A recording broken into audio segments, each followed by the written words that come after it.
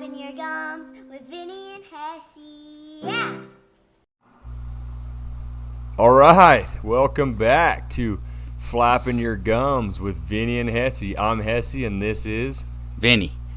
Vinny. All right, dude, here we go. Episode 4. We, first and foremost, want to say thank you for all the listeners and all the downloads. We've got some followers, some subscribers. Seems like everything's kind of working really well. We're thankful for the guys and girls listening. We had a little issue with episode 3 that we apologize for that. It was just a little bit of internet stuff, so it was kind of a little bit laggy on back and forth. Vinny has now, I believe, got that fixed. Fingers crossed. So it seemed like I was talking over, or like it was cutting him off, and that it was just an upload thing. I tried to mess with it. I mean, we're new, so thank you for sticking it out with us and giving us a break, hopefully. So this one should go better. Yeah, should definitely go better. Yeah, I think when it comes down to internet speeds, a lot of people probably know about it, and it's interesting to see what kind of speeds other areas have. Vinny, I believe, was downloading at, like, would you say 11 meg or something? We were doing, well, I checked it the day after we did the podcast. We were at 13.7. Yeah. A whopping 13. 13.7. So definitely put us a little bit of a transfer rate and difference to where when I was talking, when I would hear him, his would be uploading as I would talk, is what it seemed to do. So hopefully this one goes a little better. They seems like they're in Old Richfield, your one company, and you could say who it is. I don't remember who you said it was, but they have a satellite that they basically aim to a tree. Is that what you were explaining to me? Well, the one they put on the roof, yeah, it's a little satellite. It's facing to the east a little bit, and yeah, I got a tree in the backyard, and it's got to go through, I don't know how many other trees or anything that blocks it. They try to do sight, they try to do line of sight, and the one they couldn't get that was closer to us, so they had to go line of sight to a farther one. But yeah, it was a struggle. So that next day after our podcast, I called a couple other internet providers, and I was paying for 50. We're getting like 13, sometimes 7, depending on who's on, streaming Netflix or something like that. But so then it turned into, I called another one, and they're like, well, we can get you 25. And I'm like, well, I don't want 25. I want better. So I looked up the other one that's, it's out of San Pete County, but they have service here. And they were able to give us a 75 meg. And it was a little bit cheaper than what we were paying for now. So yeah, the company that I called that we're on, they're like, well, you get 50, but you should have 25 or 30 with boosts of 50. I said, well, I'm paying for 50, so I'd like to have 50. And they're like, well, we can send a technician out. And we did that last year, so I just went in a different direction. They hooked it up on Monday of this last week, so we did skip a week of podcasting, but we went from 13 points. That's funny, because boost, like, we'd be like, well, then can I only pay for the boosts? How many boosts am I getting? Because that's what I want to pay for. Like, if I'm paying for the if I'm paying for the 50 boosts, like, then when I'm getting the boosts, then I'll pay for the 50, right? Yeah. So let's cut that about a quarter of that. Well, while you hit it, dude, I don't have a whole lot of room. Check out this backdrop that Vinny's got. So if you just listen to on podcasts, or if you listen to our podcast and you're listening like Spotify, you just listen to it. On YouTube, we have video up on Flapping Your Gums. So Vinny got this bomb backdrop made, which you just gonged on there, but that's perfect intro to it. So it's up there behind him. So if you're listening and you want to go check it out, it's a pretty cool little setup that he got hooked up with, and that is actual metal that has been powder coated. Our logo that Vinny came up with that we're using there, the Flapping Your Gums with Vinny and Hessie. So that's Vinny's side of it. He likes that merch stuff, so he's pushing that.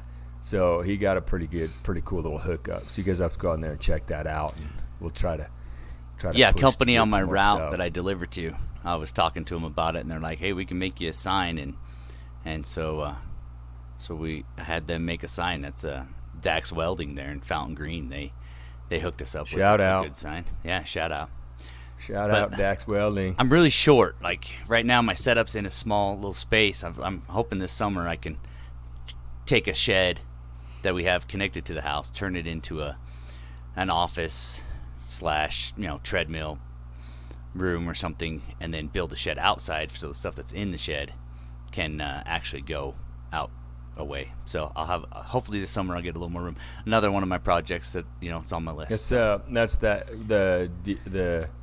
It's the DIY. DIY. Stuff. Yeah, that's right. So that'll be good. I mean, don't worry, guys. He'll I get mean, I'll let done you know by a Christmas year or next so. year if I got it done. Next year or so. It's about 85%. Pushing on that. Oh yeah. I started it a DIY. I got some. But I'm gonna have to finish that one because it ain't mine. So I got some friends from the gym, and so it's a shower pan, and it's got white tile, and so that runs down to the shower pan, which is the fiberglass shower pan.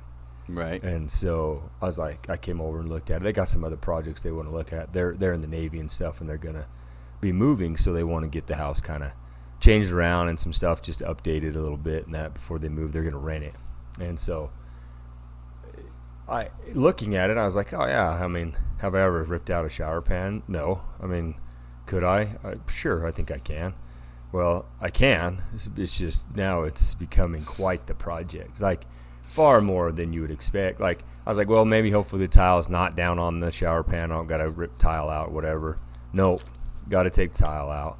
So they're 6-inch tiles, so I got in there and I cut them out of the way, and it is just a mess. I mean, it's just a remodel, and I told them that too. Kind of being around it when you and I were drywall and we'd go on a remodel job. It was just like, oh, dude, it's just terrible. And it is now becoming more. Are we going to get it? Oh, yeah, for sure. But this takes a little more time. But I've had to cut the row out in the bottom, thinking I could get the pan out. I was like, okay.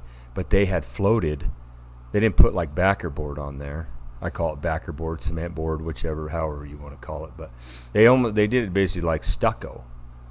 And so they put chicken wire up and then coat this thing with this cement, and floated it all out. But the problem that you run into is they built it as around the pan, started from the bottom up, and now I'm trying to tear this pan out. But I did finally get it out. I had to cut another row of tile out, which is just messy because I put some plastic up this time because I felt so bad. I was like, I'll take this handsaw, skill saw with a diamond blade on it and cut the grout.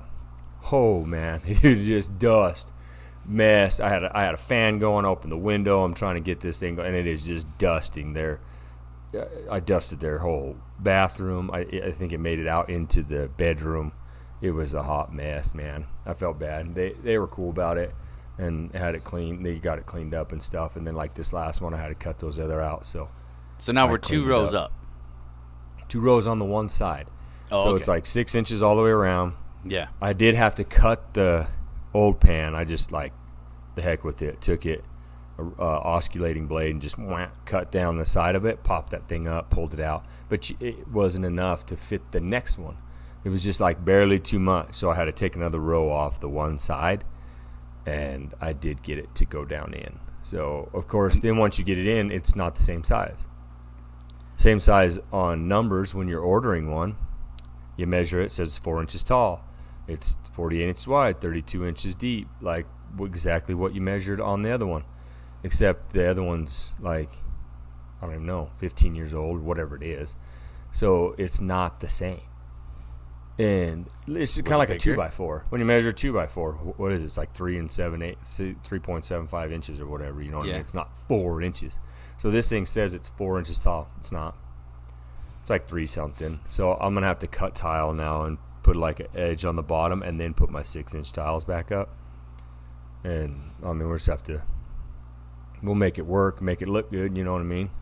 But it'll just take a little finesse, a little fabricating to get it to fit. And it's not deep enough, so it's got a little back. And I'm showing it on the YouTube, but if you're listening, like, so when I got the pan in, and I got it mounted in the drain, and then there's like, instead of it having where the backer board would go down in behind it, Right. it's basically like an inch and a half, inch and 3/4 deep. Oh. So the pan is short on the front to back. So I'm going to have to float out, like drywall it, and then put the backer board on there. But then I'm going to run the tile down the back, and then I'll just seal that. So the tile will run down behind the pan, but it'll run on to the sides of the pan, if that makes sense. So you won't notice it. It'll still have the tile behind it, but it'll be butted up against the pan. Right. So, oh yeah, it's becoming more and more of a project for sure. I believe on Friday we were talking about it, and I says, dude, are you sure you can get some of that tile, those 6x6 tiles? You're like, they're 6x6 white. It'll be no problem. But I happened to notice on Facebook yesterday you posted looking for some. Yeah, because I don't want to have to go and buy a full box. I need like 21 tiles. Okay. And then you go online and it's like... you go online and it's like, you go online. Yeah, I can find them online. Okay. I'm all sweet. And they're like, oh yeah, it's $150 to get X amount of tiles. And I'm like, I don't need a tile, a 12-foot squared piece. You know what I mean? Like, Right. I got to do like, basically it's like 7 tiles on the side, so 14, and then plus what? 22 tiles, I think, because it's like 8 on the back, 7 to 7 on the side. I don't know what math is on that. And then if I don't mess one up. But now I'm going to have to cut the little trimmers, and that's like 2 tiles a piece. So probably 30 tiles or whatever. So I don't need but I might just end up having to buy. I'm going to go talk to our tile guy here in Fallon. And you could always get some of that stuff that they put like on for backsplashes that are already, 3/4 inch or ½ inch or whatever, just those little pieces instead of cutting them. Oh, like the little pre-stuck one. Well, I'm going to have to put them across the bottom anyways. They're going to be 6 inches long. They're just only going to be about 2 inches tall. But we'll make it work. It's just one of those things. We'll figure it out.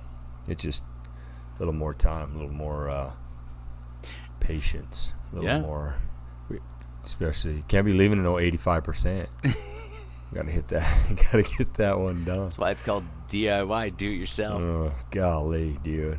I'm glad this is the biggest one. The other one's just some rewiring of some lights and stuff, and putting some handles on some cupboards, which I'll be all right with that.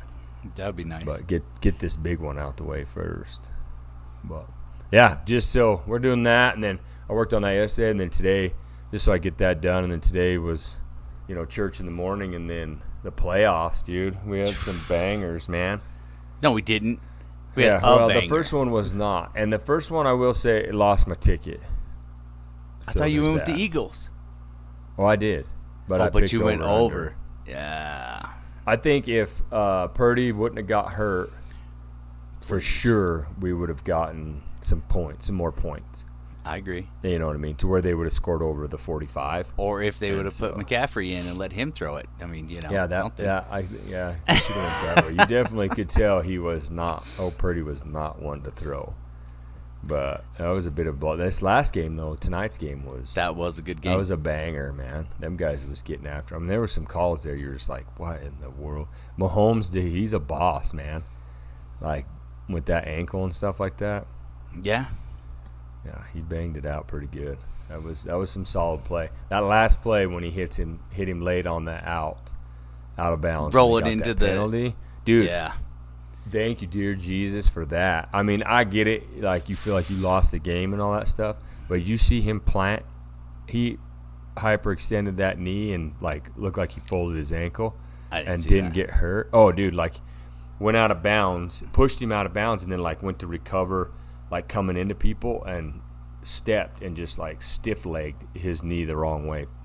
And he, like, folded into this other dude, piled it up and was, like, laying there, but got up and walked. And, I mean, like, thank you, dear Jesus, for that. Count your blessings, dude, because even though you feel like you lost the game, I mean, it's one play that sucks. It comes into it, and then it gets him close enough for a field goal. But dude, thank you, the Lord, that you didn't blow a knee out or something, career ending or even just season.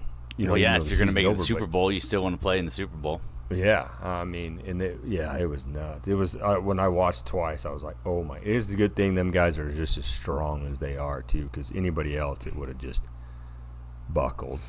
It's true.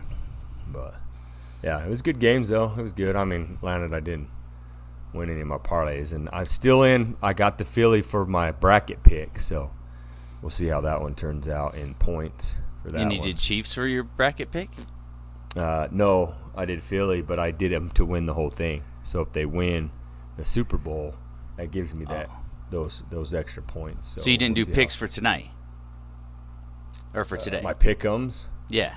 Yeah, I did pick'ems also, but I picked the Bengals and then the Philadelphia. Oh, okay. So you're 50% on your pick'ems today. Yeah, which I haven't checked that one yet. I need to see where we're at. It's probably going to come down to the tiebreaker stuff, so I don't know how. I'll let them figure it out. The algorithm on that. Yeah, so it was good. It was some good games. Well, and then it was a cool thing too. I got to move a piano. That's super. Last week during the time that we were waiting for Vinny to get some internet and stuff, there was a guy that bought a house, and an older guy. He's redoing it, like flipping it or whatever they're doing. And he's like, I just happened to run into him, and so somebody I know knew him, and back and forth, and we were talking about Alexa and playing the piano, and so we got to move a piano. It's not like a baby grand. I think they just call it like a piano. I don't know, regular piano. Does it stand up and push against your wall? Yeah. Yeah, just piano. Yeah. Just a piano, upright. Like they call it upright piano. Yeah, it's an upright piano. Well, upright left my booty. About blew out my booty hole moving that thing. Because, dude, you think I had some grown men. Luckily, we did, like it was from the gym. So I was like, hey, you guys want to come help move upright piano? And they're like, okay, sure. So the weather was nice in the morning, and so we get it loaded up. Or we're getting ready to load up, get the trailer and stuff, and it just starts raining. You're just dumping rain. And then we go to move this thing, and they are heavy. Yeah. No doubt. People say that. Like, oh, yeah, pianos are heavy because they're just all like metal cords, cables, wires. I don't know. It's solid. I know that. And so there was 4 of us, and we're like, yeah, we'll get it to move. Oh, we did it. We sure did it. And it was, we had little like moving dolly carts that you put it on and stuff like that, and trying to get it up and down the trail, like deadlifting this thing and dragging it on there, blowing my spine out. It was good times in the rain, so that was cool. And then we had to tarp it, because you can't get it wet. I don't think. Right. They're probably not. It's really not good made for wood. Yeah, or metal, or cords, or ivory. I think the ivory's probably okay. That's the only thing. But yeah, that was a great project to do. Move. You better do some stretching before you move that thing. So yeah, that was one of my exciting things that I did. Yeah, pianos they're rough. I've moved one, but that's been a long time ago. Yeah. It was kind of the same deal. Got a free one, and they were just getting rid of it. Needed to be tuned and all kinds of stuff. Never had it tuned. It sat there. Kids played it for a little while, and then it just sat there. And then when you tell somebody, hey, yeah, I got a free piano, but you got to move it. There's no, hey, we'll move it for you. No, you you can't put a price on that delivery fee. You put it out on Bookface, and you're like, yep, here you go, free piano, come get it. Yeah, I ain't even setting it outside. You have to remove it from my house. Yeah, right. It ain't gonna be sitting out on the driveway for you. You get about 6 dudes, and you come over and move this thing. Oh yeah, there's a lot heavy. Of that. There's a lot of that people put on there. Even those like wood burning stoves, they do the same thing. The big wood burning stoves, cast iron burning stoves. When they list them for free or sell, it's like, oh, you got to move it because nobody wants to move it. That's why they're getting rid of it. Those things are heavy too. Yeah, it's ridiculous. It was crazy how big it was, but we got her. We got her moved. Well, and since we've been gone for 2 weeks, did you get to use that Pog stand or Hold on, bro. Oh, you lost audio. Talk to me. You can't hear me at all? Oh yeah, I got you back. Right, whatever you were saying right there, I couldn't hear nothing. I said, since we've been out for 2 weeks doing this, did you get to use your Pog bipod? No. You got to take that out yet? No? Not yet. So here we've been having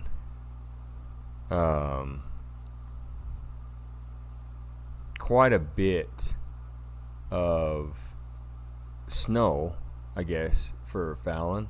Right. Right, and so, but not, we don't keep it that long.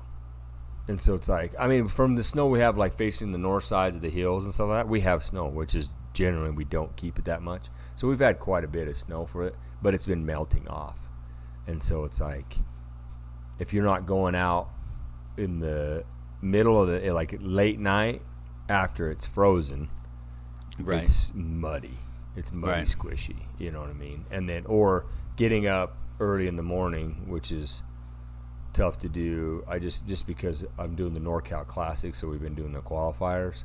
Right. And so, like, Saturday morning, some of the guys from Reno and stuff come, guys and girls, I should say, but come from Reno, and then we do like a big old sesh of the qualifiers, and so you can have people help with cameras and judging and stuff like that. But so the problem you run into is by that time it's so muddy to go out that, I don't know, maybe I'm just getting older and I'm just like, dude, I don't want to deal with the mud, you know, and stuff like that. But I'm going to try to go next weekend now that the qualifiers are done.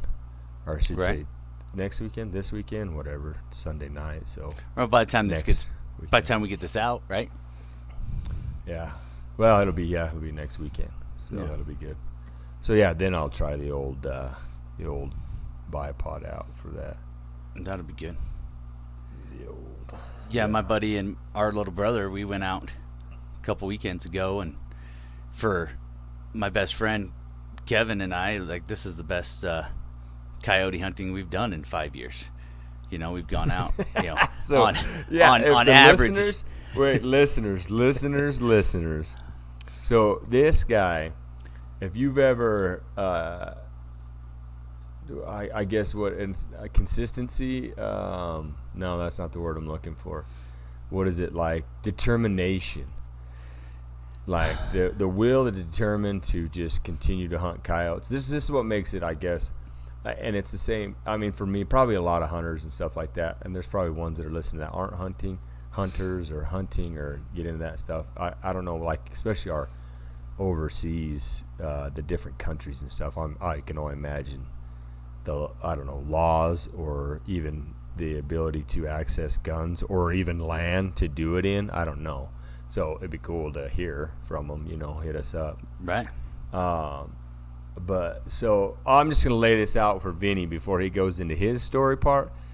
When he says 5 years, like, this dude has been hunting coyotes quite consistently and getting nothing.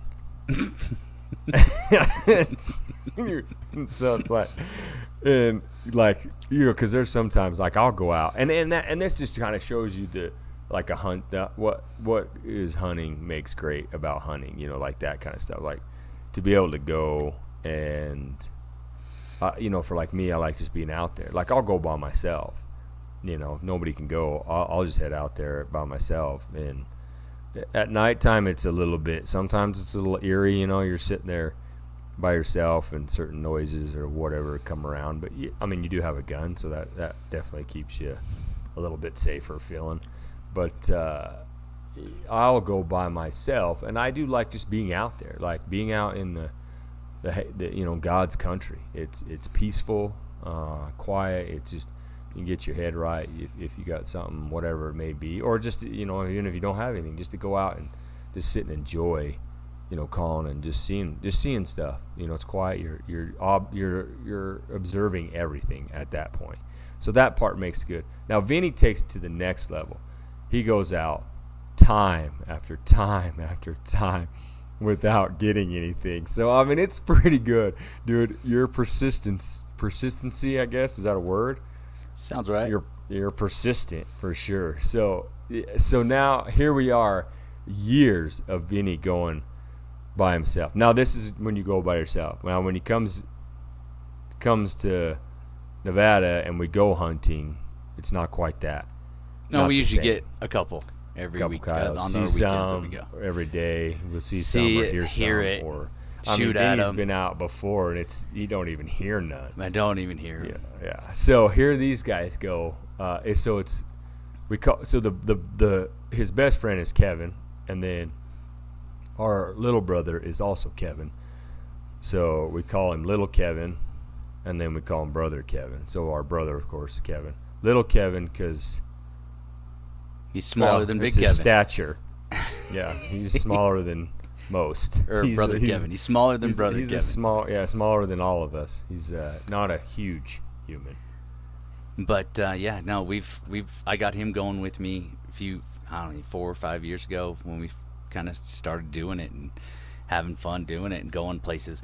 The one issue I would like to say, I guess an excuse, I'll use as an excuse.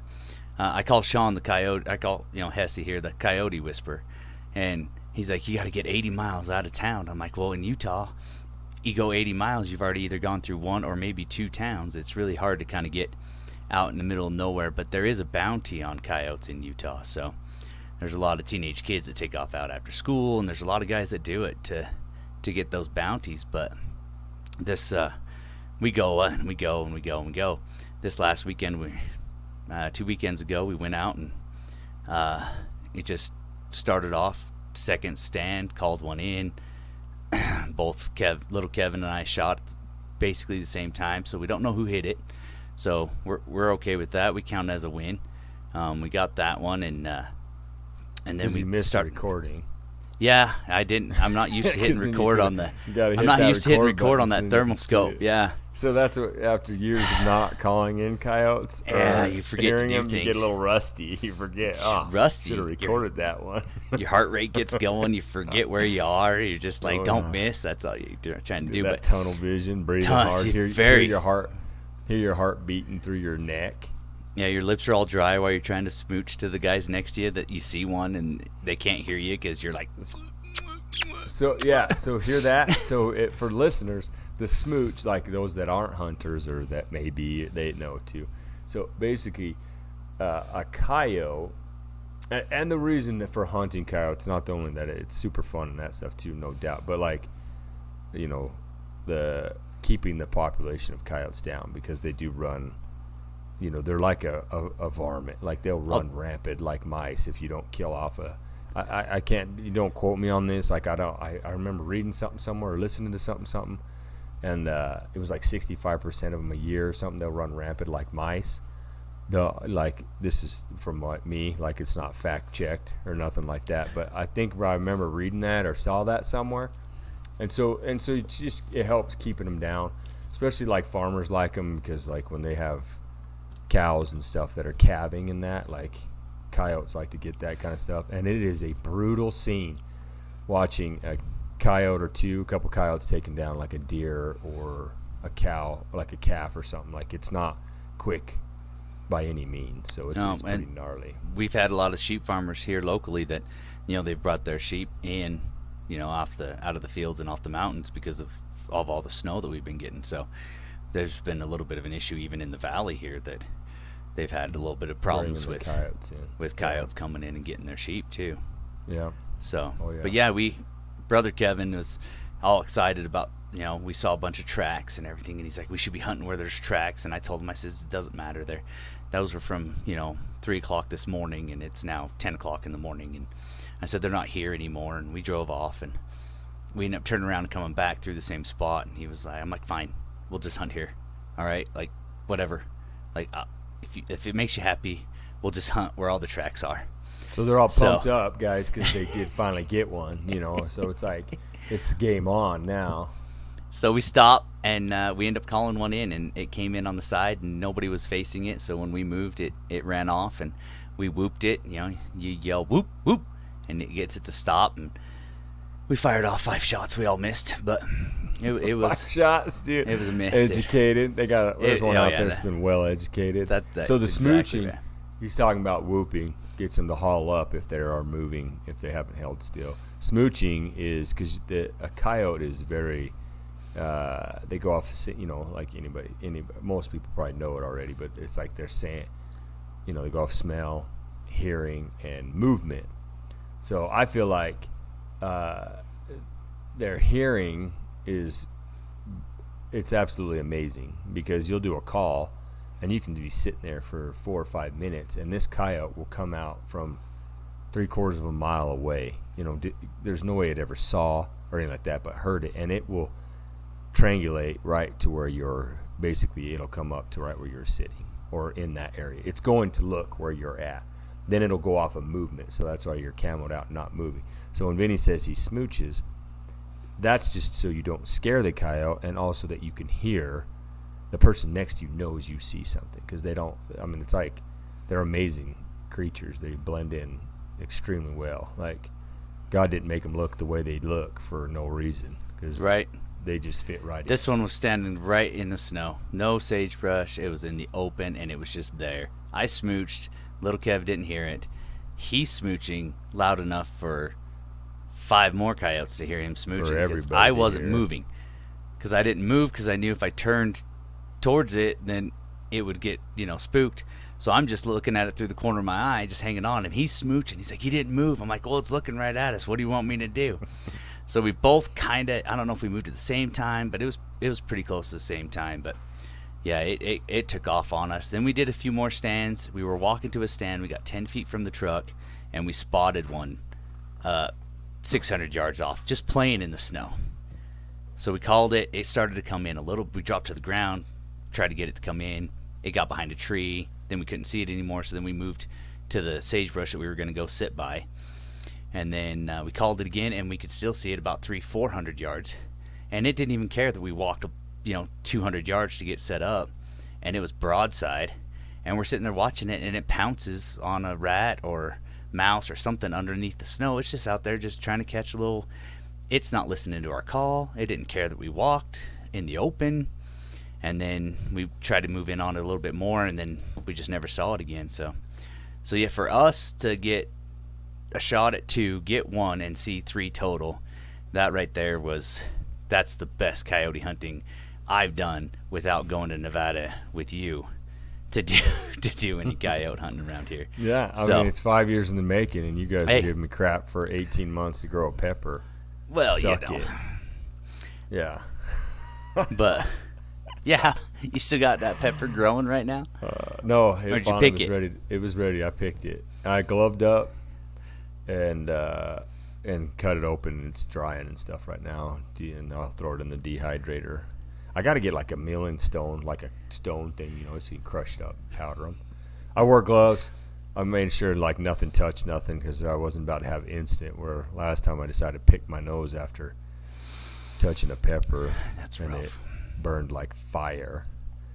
But yeah, well, dude, I was going to with the coyote. That's great. I love that you guys finally got one. Like, I'm telling you, Vinny's been getting after it pretty hard for years, and so it's cool that he finally got into some in that. That'll roll. I want to talk. So the dog attacks. We had talked. So Vinny and I were talking about. So he drives for UPS, and people and their dogs, and everybody is, of course, their dog is. He'll be fine. He'll be fine. This vicious dog is snarling and barking and growling at you, but the owner is like, "Hey, this will be fine." So Vinny and I were talking about these dog attacks type things. You know what I mean? Like you run, UPS is kind of different. I don't know, like run around with bacon bites or bits or whatever, some treats, because you're going to the same people most of the day, same dog, and they absolutely hate UPS guys. That brown truck rolls up. I do okay. And we do have a lot of drivers that are afraid of dogs, but I've been there 23 years, so there have been incidences. Yes, if you want to have treats, you buy them, you put them in your truck, and you can have treats.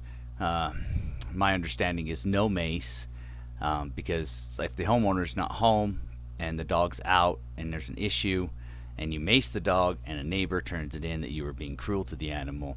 So UPS's policy is just basically if you don't feel safe or comfortable, and if there's a dog out, and everybody has a different comfortable line. Like I take it a little farther. I still try to, be okay with the dog to see how well it will work. Some drivers at UPS, necessarily not our center, but everywhere else, is like, nope. If there's a dog in the yard and they honk the horn and nobody comes out to get it, we can sheet it up as a non-delivery dog. Yeah, I've been on the phone with Vinny when some of these dogs. Usually I can call which kind of dog it is, but I'm basically waiting for him to get bit. Yeah, like you'll just hear him just snarling and barking and da. So you can't mace him, you can't be cruel to him or nothing. So you can just hit him with your diode. Well, if they're coming at you, that's UPS's policy. Hold your diode. You hold your diode out in front of you. That's what it was. So that they held it out quickly. So they'll bite into it the side before they bite you. Held it quickly. Well, tell them, dude. Just like I want to know about. So, tell them about the dog that bit your butt. Did it get your butt? What's that one you smacked the side of the head with you pushed your diode out in front of it quickly and aggressively and hard at the side of the dog's face, and it didn't even phase it, right? Like it just you just turned his head. He was coming to get you. Oh, dude, that was. And you remember you were running and screaming, squealing. I don't know about the screaming part. Yeah, you were There's screaming. no screaming. There's no screaming. Yeah. It's hard. I don't remember this dog. You don't remember which one I'm talking about? No. The one that you want me to tell the story? Because it probably is not anything. It'll be definitely elaborated because I'm not fully sure. Basically, I thought that you, I don't know, like were you get in trouble if you say you smacked the dog in the side of the face? Like I don't know. I don't feel like it's self-defense. I know. I remember putting it out there. This dog comes trudging out, and Vinny, I don't remember if I was on the phone with you or not. I do remember putting my diode out and actually, and forcing it into the dog's face, like. Yeah. So it's holding it out and hitting it at the same time. Yeah. But I don't. I do remember that happening once, but I don't remember anything else of the story. Yeah, I couldn't remember if I was on. Dude, anyways, I've been bit so many times. Yeah, if I was on the phone with you or not, but you would jump. You whacked it. It didn't even phase it. That thing just kept coming, and there was screaming involved, high pitched screaming, 12-year-old girl style. From what I remember, I think I was on the phone when that happened. Right. And then you were jumping into the truck, and it came up behind you, and it nipped you. And then you didn't know, because the adrenaline was pumping. And then you went to drive. I don't know if you drove off or what. So that is the same dog that bit me. Yeah. Okay, I do remember the story. Oh man, I got bit because then the sheriff had to come back. The sheriff came back. No, this is the one where the sheriff came back, and the lady goes, "I took care of it." And you guys were like, that's what? the one I'm talking about. There was two of them, yeah. There was two dogs there. One was a bulldog. I don't know which breed of a bulldog. And the other one was just kind of just a regular mutt dog. Heinz 57. Yeah, and the bulldog was in that low crouch, sneaky situation. He's doing that army crawl across the lawn, trying to get really close to you. And I just turned around, and as soon as I turned around, he was game. So I was trying to get to the door of the truck, but I was off. I wasn't lined up with the door, and I just had to keep pushing that diode out there to keep it from coming at me. So it wasn't a hard, I didn't whop it in the head, but I kept pushing it, and it was thunking it. And then I jumped into the truck. As I jumped into the truck, it did get me on the leg, yes. The leg or the butt or the hole whatever it was getting into. It was snarled up, burying into that hole. It was pretty aggressive, yes. Yeah, and then, so I had to turn it in because it broke the skin and all that kind of stuff. And of the hole. My supervisor went back with me the next day because they have to ride with you after an injury. And, she'd already had the vet come that morning, take care of it, and it was sitting there. And she's telling my supervisor. The vet took care of it? Yeah. Yeah. And then, dude, it was I think, didn't you say it was it was on the side of the house under a tarp. She had it wrapped up in a tarp, gonna bury this thing in a hole in the ground. Yeah. She was telling my boss, we took care of it. I'm so sorry. She's like, do you want to see it? And we're like, no, we're good. We're good. Yeah. You're still over there in that blue tarp. We're good. And you're like, no. You want us to help dig a hole? But you it's know, sad that lady, that it happens, but I think because didn't you say that her daughter or something dumped the dog on her because it had already bit somebody prior? it was to. kind of aggressive in the city, yeah. So they thought the cat, kind of being out in the country would be a little more, it might have a little longer life. Like a lot of people in Utah don't have fences. I don't have a fence in my front yard either, but I'm not going to let my dog just chill out there. Like I think we were talking about. I don't know if I was talking about. Were we talking about? Anyways, maybe it was on the podcast. I can't remember if it was last one, where Tasha was sitting there, and the pizza guy shows up, dude, and she just rips the door open, and here comes Bane, runs out there, and that dude about shat himself, dude. He's all, oh, and I'm like, he's gonna drop the pizza, whatever, and Bane at the time he wasn't barking or anything because he knew because Tasha had got up and was going to the door because the ring went off on the phone before he could even hit the doorbell. So he wasn't all worked up, but here he comes running out, and that dude about pooped, and it's you just have to. And I would be like, oh, he'll be fine, but no, I'm yelling at Bane to get back because that dude's scared. He's not a small dog, No, a lot of homeowners are, and your dogs usually are really good with you. They're really good with your kids, but when something new shows up to the house. Driver, UPS driver, FedEx, whatever, just a visitor. Your dogs will be protective, 100%. It's bred in them to not like mailmen, dude. Well, yeah, I don't know why, but yeah, so it gets that way. But we have a new supervisor. He's been here about a year. He came down from Salt Lake, and he's been on quite a few of our routes, and he says he's never seen so many routes that have just dogs. They just leave them out front, huh? They just run free, yeah. Style. I almost had to stab a dog. And I'll openly, I don't want to ever have to do that, but... That was when you were doing cable, right? Or internet. Cable, internet, yeah. I went to the house. This dog was just getting after it on the door. You know what I mean? Barking, and this guy's like, oh, yeah, hold on, come on in. I'm like, dude, no. I can clearly hear what's happening on the other side of this door. And there's a screen door, and I got my foot propped up the screen door because I'm like, it sounds like a big dog. And if this dude ain't able to hold it back or whatever, it's going to blow open this screen, this door. It's like one of them ones with the glass bottoms. Little kids are the greatest for that. Yeah, well, this is a grown man. Yeah. And I can just hear this dog just getting after it. And I'm like, how about? And he's like, no, yeah, I'll just hold him. Come on in. I'm like, listen, why don't you go put him in a room or something? Put him away. That'll be easier. He's like, oh, yeah, okay. Give me a second. Cause the door's only open 6 inches, as he's trying to talk to me. And this thing's just snotting and snarling out everywhere. And I'm like, oh, yeah, he'll be fine. Sure. Let me just walk in and greet him. So, takes it out, puts it in the garage. Perfect. Come in, start doing my thing. I have to go out back. I get my gear and stuff because for gaffing up a pole, so it's not a ladder. It's like spikes you strap onto your shoes so you can climb up a power pole. Just easier that way. So I'm in the back. I got my hard hat on because you got to wear a hard hat when you go do that stuff. And this dude, they were roommates, and so the guy that owned the dog comes home. Granted, this is a Great Dane, which they're not generally super aggressive. They can be. They hold their own, They're large. And so this black Great Dane, and he's got him locked in and the dude comes home, and the dog is in the garage. So when the guy pulls up into the garage, here comes his Great Dane running out, and he's like, oh, man, calls him over, opens up the back door, lets him out back. Well, guess who's out back? This guy. And I'm standing out there working on the hookup box that's on the side of the house, and I hear the garage door, the back door, open and close, and I'm like, oh, no way. And I turn and look, and this dog comes running outside. He's just all happy could be, he's going to go out there and run and just, drop a big old loaf out there. And then he just turns, and there I'm standing, and he just, locks up, looks at me, and I'm looking at him, and I'm just like, oh, man. So I take my sunglasses off so he can see my face.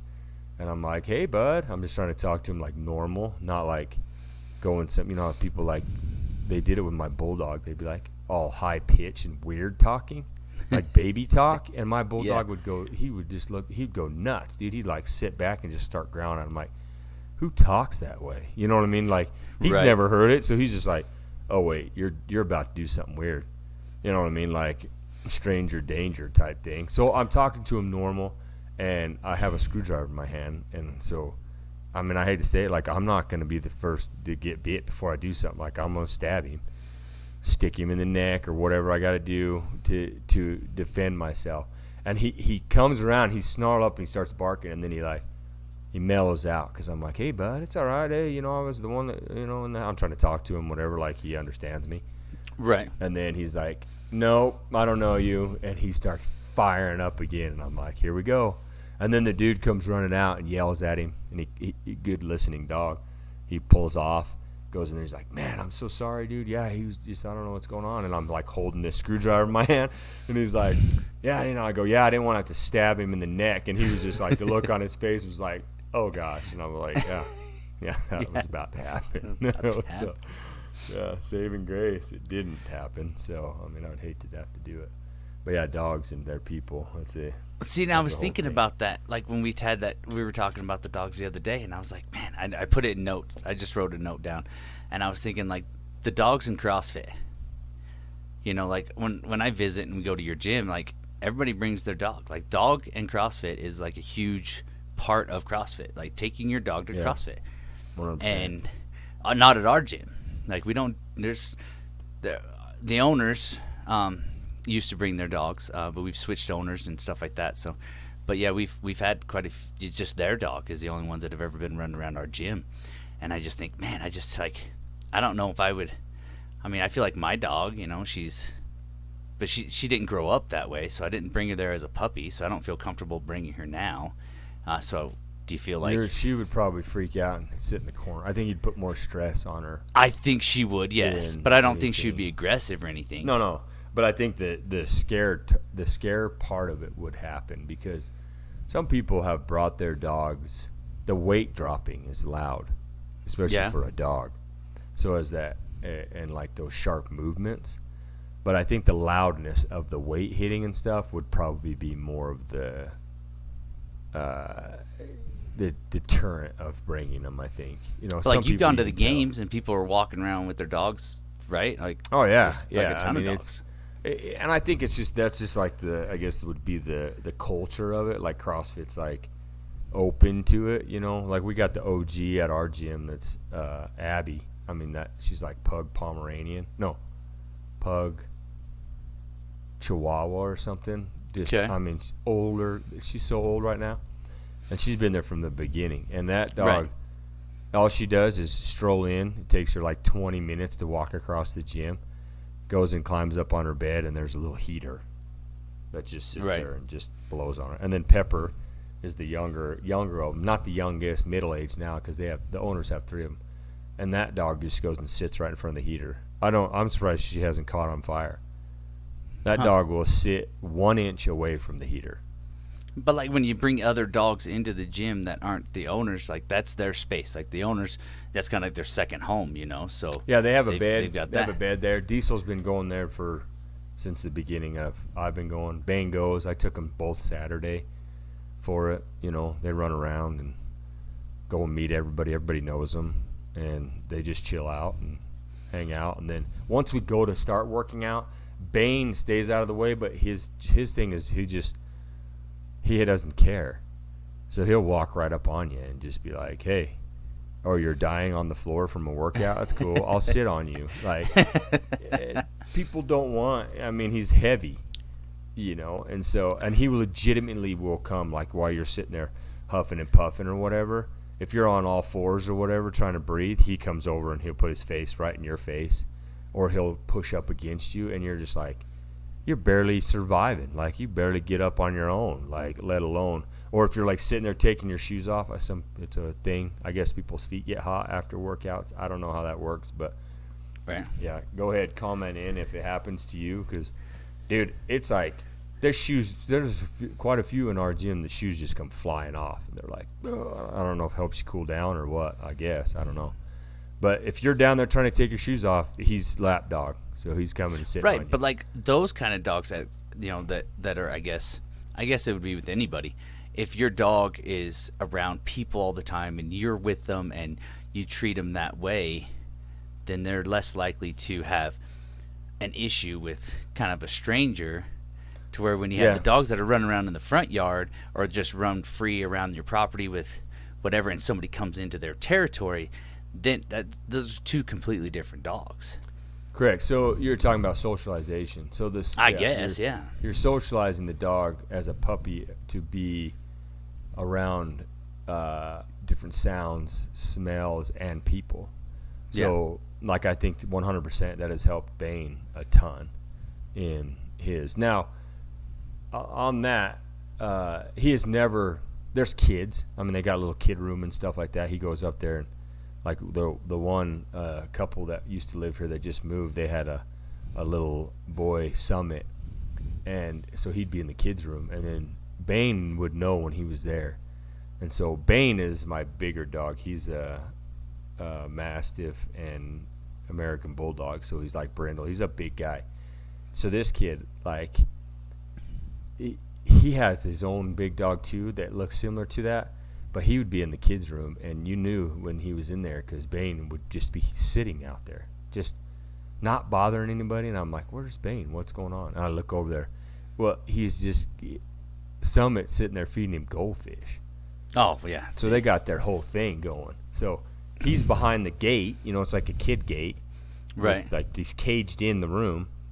But so he's sitting there, and Bane is just sitting, just like chilling out, like the RCA dog. And here comes this little hand, and then Bane would take the goldfish out of his hand. He's got a super soft mouth, and they were like best buds. So it'd be like every time he came in, like he knew you feed the big dog. That's how you keep them all happy, And so yeah, it was good. But you take Bane to a vet, it's on. It's the worst thing I've ever experienced in my whole life, dude. Like I have never. It stresses me out. Like I want to take some Xanax before we go to the vet. He is 100% the worst dog to take to the vet. And I don't know if it was like because when he was younger, he got sick he was on a raw diet, and then I got a bone from somebody, and I think it was bad, had some bacteria or something, got left out. I don't know, but whatever. He got sick, had to go get IVs and do all this stuff. And the one vet I took him to weren't very friendly with him. I'll do like a long story short, but so I think it had something to do with that or whatever it is, the noises, the whatever, smell. Now it's like a hospital smell to him, and he just knows it. Correct, and it is the worst that I have. I mean, this dog, he's probably the strongest dog that I've ever had. Now I know that because I have to wrestle him on the floor at the vet. It is violent, like violent is all I can say. Like if you could picture this, so I'm not a small person, and so here this dog comes in. We're both on high alert. I try to be like as cool and calm as I can because I know he's probably sensing it also. Right. And so, like, I've even tried to do – anyways, we bring him to the thing, get him up on the scale, and I'll do it, and I'll take him in the room, and he'll just lay there with me, right? So he's laying on the floor. He hears some noise, so he gets up. He kind of checks it out, comes back. They bring in a whole bag of treats, like full bag. Rip it open. It's brand new. And they'll be like, hey, bud. And he goes up to him. The vet and the assistant, he'll go up and they'll give him a treat. And they're like, hey, bud, and she's getting his paperwork ready and talking to him and all that stuff. She's super cool. Different vet, by the way. This is not the same one he was going to as a puppy. I took him to a new one because the older one's like, he's aggressive. I'm going to have to mark him down as aggressive. You're going to have to get him trained. I go, I don't know what you want me to do. Like, I've trained him. He sits, he lays, he stays, he comes, he hunts coyotes with me. I beep him back. He does all the stuff I want him to. He loads up in the truck. I mean, I can call him over, do it from anywhere. And she's telling me he's aggressive. I take him to the gym. There's 40 different people that he hasn't a clue of who they are. And other dogs. Other dogs. People bring other dogs in there, and we'll get them up and he'll meet them and kind of do that stuff. And so anyways, I take him to this new vet. She's super cool.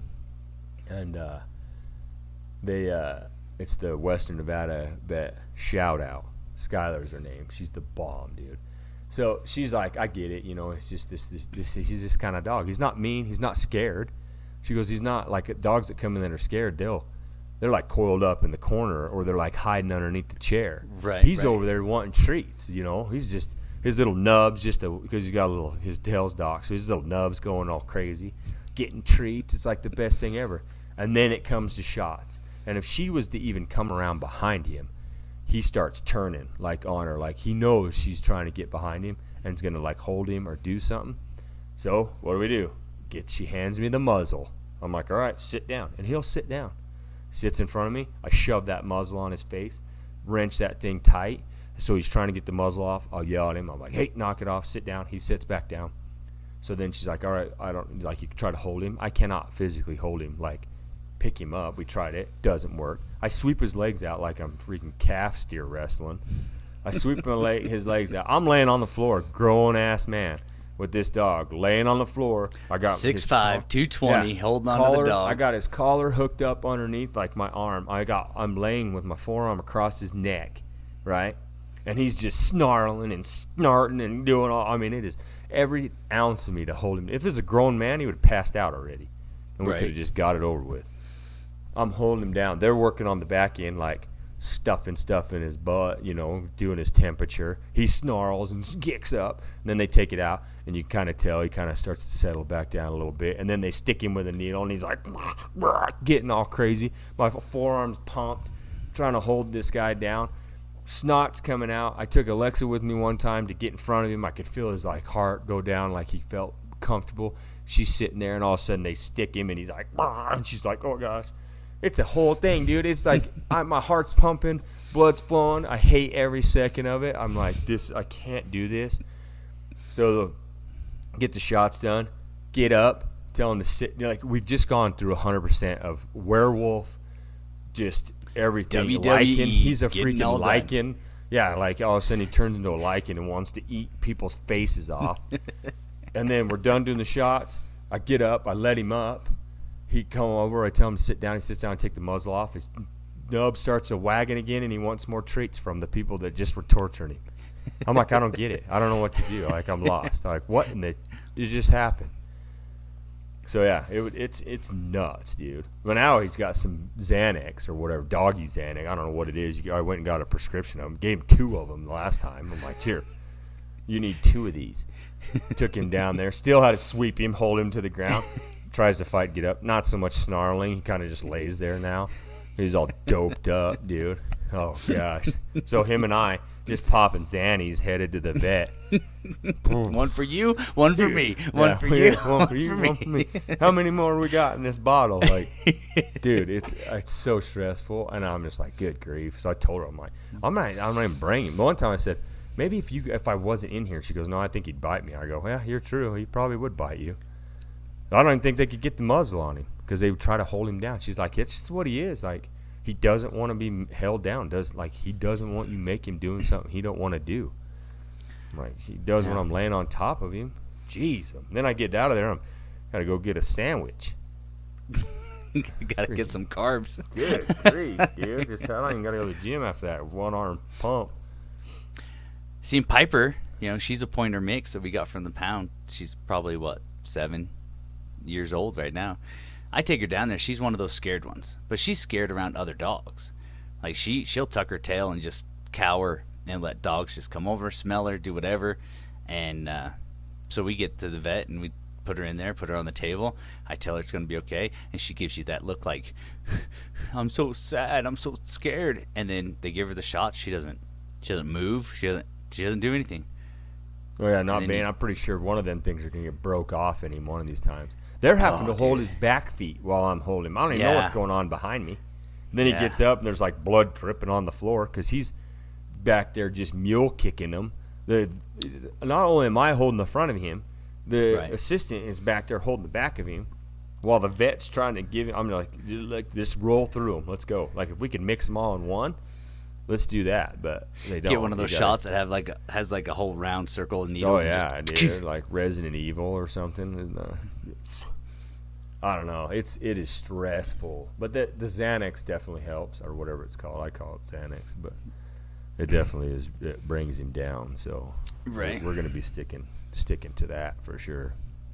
So that's always a fun time taking. I wish I could. Next time I'm going to probably try to record it. Dude, that would be something. That would be For something. sure. They don't probably want you to record stuff like that. It Well, stresses me out. I don't know. I mean, it's not really. I mean, hurting him, we can put clips on YouTube with our, we can splice that into this podcast and show what you're actually talking about, so people can see how much you got to hold him. Yeah, and the thing of it is not even aggressive. Like, that's the weirdest thing ever. Because then you take him to the gym, and they'll put babies. They'll put babies in those little bouncers. Yeah. Like the owner, they just had a little tiny baby. She's like 6 months old, and he'll just go over there, smell her, see if she's got any like booby milk left over or anything like that, because he'll just clean that right off her face, and then he's off and going off to the next, like later. But he comes up and he'll slow down and be all super sensitive, sensitive and slow. But dude, you go to the vet and it's game on. You better be ready. You better have eaten your Wheaties, because it's about to go down. That's crazy. Oh yeah, it's good times. So, yeah. Well, that was a good story. Yeah, dude. So, I'm glad that the new stuff, like the new vaccines or whatever they, for dogs and all that stuff, last a lot longer. You know what I mean? Right. Like, now that he's got all of his puppy shots, all of his like adult shots, and everything that he's supposed to have done or whatever is done. Then it's like once a year, like 3 years or something. She's like, you should probably bring him in a year to like get checked up. And I'm like, yeah, get a checkup.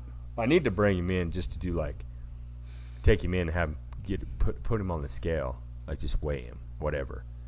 Like not. She said I could just bring him in, and I need to load him up just to get him used to it. But I don't know. I think it just might be his thing. Like, how do I get him used to it? Take him. I can't take him there every day. And, right. Wander him around. Like, that's what everybody wants to have going on in there. Him barking and growling at everybody's dog and cat in there, as I'm trying to put him up on the scale or something. But we'll figure out something. Give him a few more. Because it's definitely, like she said, it's harder. People are like, why don't you just sedate him? I'm like, because they say it's way harder on their bodies and stuff to sedate them. So we don't want to do that. I don't know. That's how it goes, I guess. We'll figure it out. Dude, real quick, have you been following the Alec Baldwin thing? No. You hear that dude's getting charged? I heard he was getting charged, but that was all I heard. I feel like, you should, I suppose. He's like the director or whatever. But, dude, how does this happen? Like, how do you shoot somebody with a dummy gun? I mean, apparently it's a real gun shooting blanks, I'm assuming, is what it seems like. Because you can't take like a fake plastic one in there and shoot real rounds through it and expect it to hold up. You know what I mean? No. And you're the director. And so how does a live round get put in accidentally, I should say? How does a live round accidentally get put in with a box of blanks or dummy rounds? I have no idea. Or what do you want to call them? Yeah. So that's but you've got to have set. You got to have prop managers. You've got to have people that own. Well, the one props. lady I company. I saw a glimpse of it or whatever just the other night, and it's like there was a lady there that is like teaching him how to handle the gun and where to have it and how they're going to shoot the scene. Shoot the scene. Right. I don't know how else to say it. Shooting.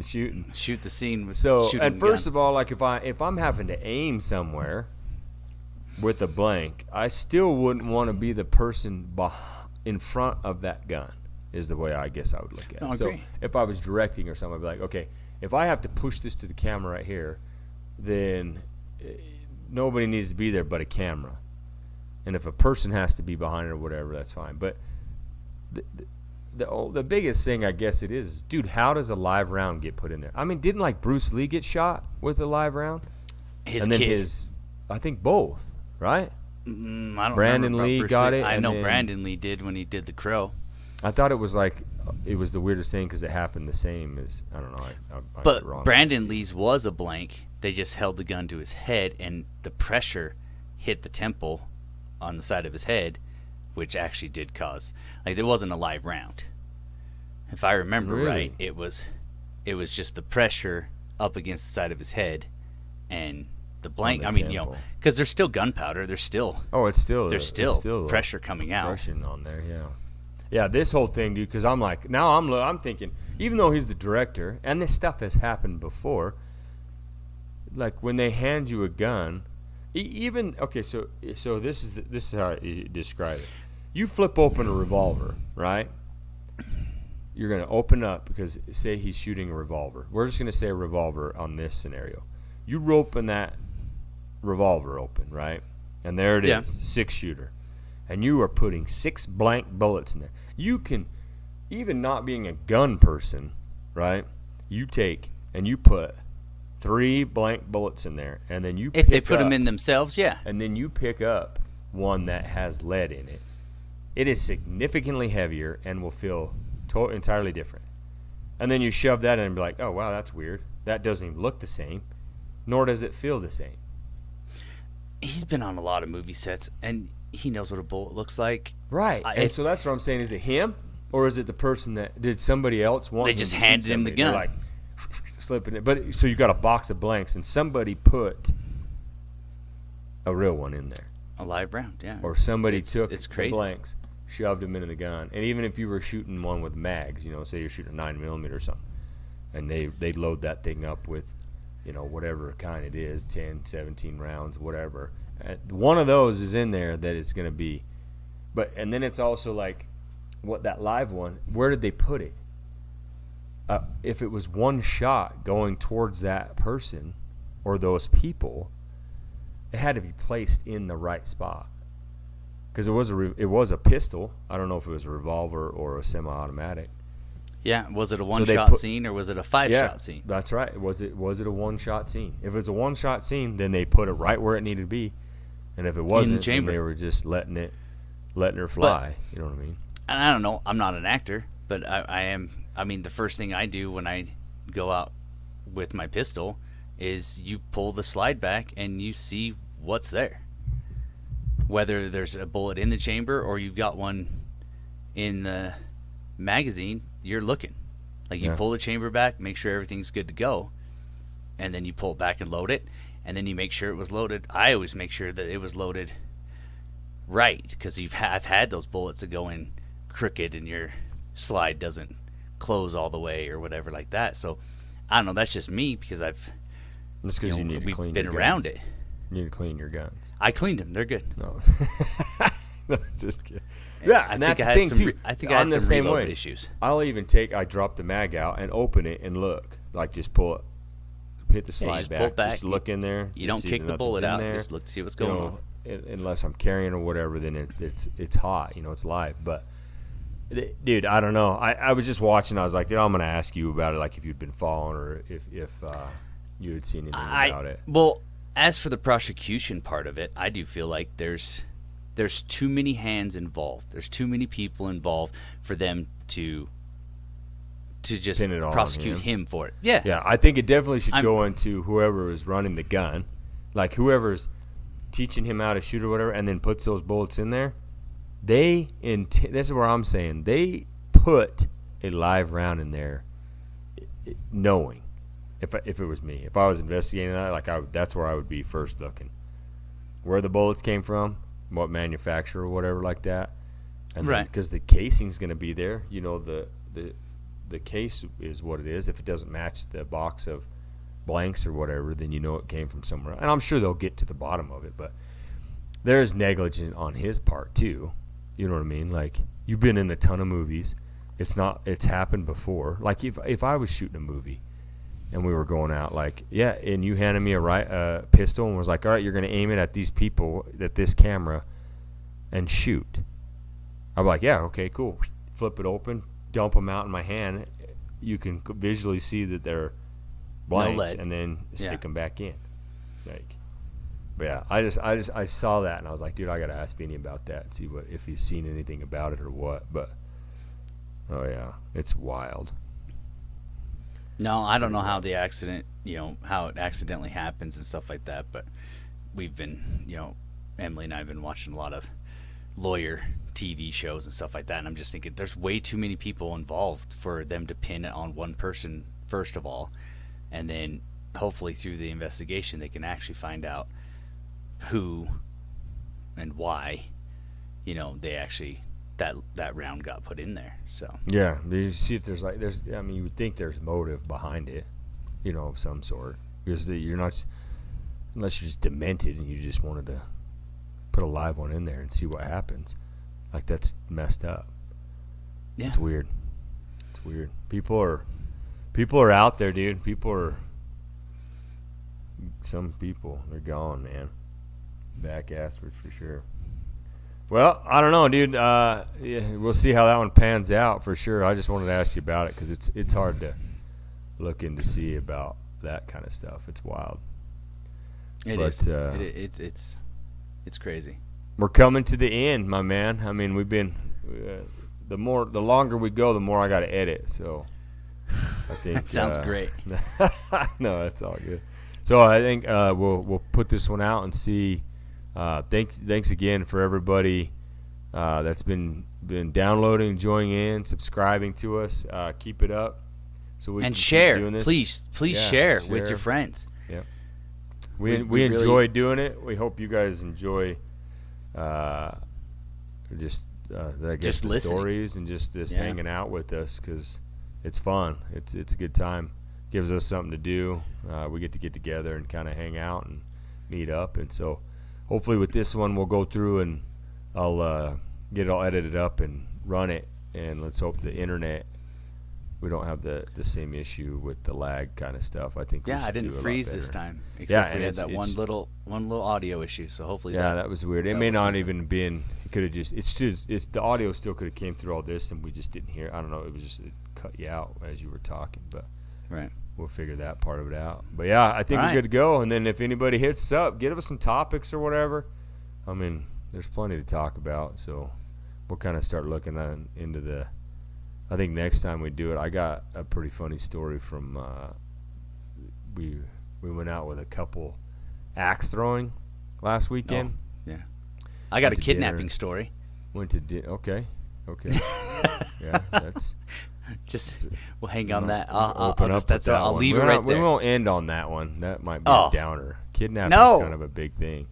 No, on the next one or this one. No, well, the next one The next one, I'll but talk. we won't end on a kidnapping. Oh, okay. Like, we don't want to end on everybody a downer. And no, you know, it was like- it was good. It's good. Yeah. I mean, I feel like we kind of almost did that with this Alec Baldwin thing because somebody did get That was shot. on you. So That was- that was, no, I'm kind of avoiding now. Let's not bring it up. So, but yeah. But yeah, So, topics. Topics the are good. Wyoming one, dude, it came up. I totally even forgot about it with this going to Wyoming because that's where Tasha's folks live. And it's Right. like, this. I don't even know if I told you about the hunting story in Wyoming. No. And, like, yeah. It's So a yeah, we good got one. plenty of topics. We got some So, more yeah. stuff to talk about. So yeah, we'll see how this one loads up. Keep hitting, keep downloading, keep subscribing and following, and we'll keep doing what we do. And we thank you guys.